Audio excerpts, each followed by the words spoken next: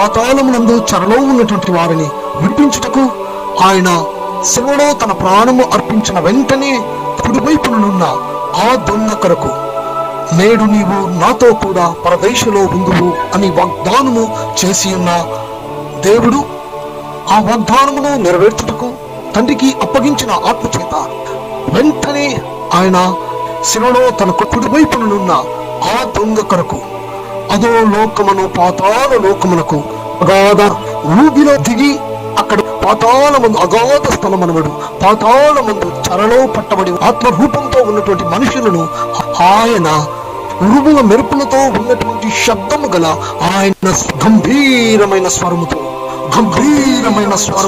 ఉరుముల స్వరముతో బంధింపబడిన వారు లేవండి, బయటికి వెళ్ళి ఆజ్ఞ ఇచ్చిన దేవుడు, చెరలో నుండి విడిపించిన దేవుడు. ఇదిగో ఆదివారం దినమున ఆరోహణమై పరిశుద్ధులతో కూడా ఆయన చెరగా కొనిపోబడను. ఇదిగో ఆయన గంభీరమైన స్వరము, ఆయన స్వరము గంభీరమైన ఉరుముల స్వరముతో వారిని లేవనెత్తి ఉన్నాడు.